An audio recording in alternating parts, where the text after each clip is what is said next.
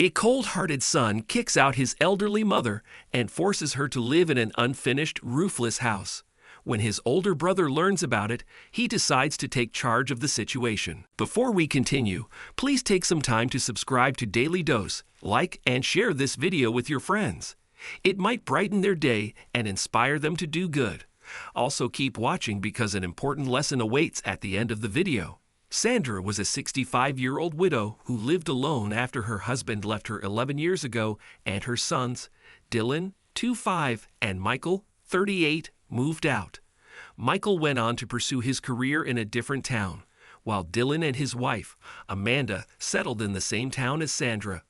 Dylan was a restaurateur whose business was doing pretty well within a few months of the launch. So he and Amanda decided to build a house for themselves and eventually leave the small apartment they'd been living in.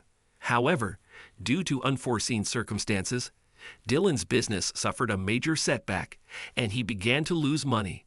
By the end of 3 months, he barely had enough to pay his rent, let alone finish building the house. Amanda was enraged because she desperately wanted their house construction to be completed.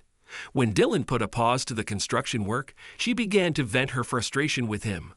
They argued every single day about it until Dylan decided to put an end to it all. "So what are you planning on doing now, Dylan?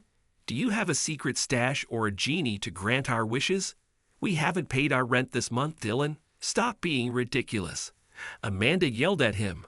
"Babe, you have to believe me when I say I can solve this problem. Don't forget that my mother still has my dad's house.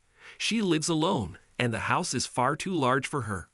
I'm thinking we can move her out of that home and stay there. That way, we can save on rent and decide what to do." Amanda mocked him with a laugh. "Oh really, Dylan? Aren't you the same person who told me about those dreams of living in a big house? You can't even afford the rent anymore. Don't just do the talking. Prove it." Taking Amanda's words as a challenge, Dylan decided he'd do anything to prove himself and visited Sandra that day. He ordered her to pack her belongings and relocated her to their unfinished house, claiming he and Amanda intended to move to her house. "But Dylan," Sandra replied, teary-eyed, "your house is still under construction. It doesn't even have a roof. It's not in such bad shape that you can't stay there, Mom. Come on, you live alone in such a big house.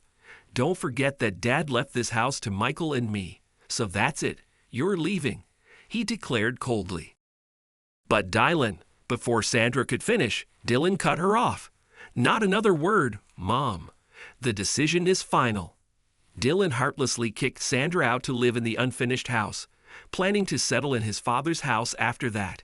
Sandra was very hurt and couldn't keep it all inside, so she called Michael and told him everything. Michael hadn't visited Sandra in a while because he was too preoccupied with his job, but when he'd found out what Dylan had done to her, he dropped everything and took the first flight home. "Don't worry, Mom," he reassured Sandra on the phone. "I'll be there shortly, I promise. Just hold on until then." When Michael finally arrived, he couldn't hold back his tears upon seeing Sandra. She looked depressed. Her eyes were engraved with dark circles, and she seemed to have forgotten to smile.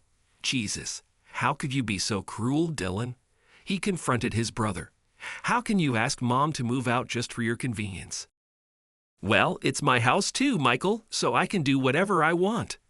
"No, Dylan," Michael shot back. "You can't control Mom's life like that. And believe me, I'm not going to let you off the hook so easily." Michael suggested that Sandra move into an apartment as he had a plan in the back of his mind to teach Dylan a lesson he'd never forget. He also promised Sandra that he would build her a new beach house with his savings. "It'll take some time, Mom," he said. "I know having a house like that was your dream. I'll make it come true for you, I promise. Until then, you can live in a separate apartment or move in with me. It's up to you what you'd like to do."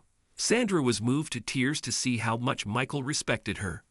"I don't know what good deeds I did to have a son like you, Michael. There's something I'd like to give you too," she said, and she walked over to her bedroom closet and withdrew a file. "These are the property papers for the land your grandfather left me. I was going to divide it equally between you and Dylan, but I changed my mind and decided to leave it to you. Michael didn't want to accept it, but his mother insisted, so at last he gave in. He didn't, however, use the land for himself.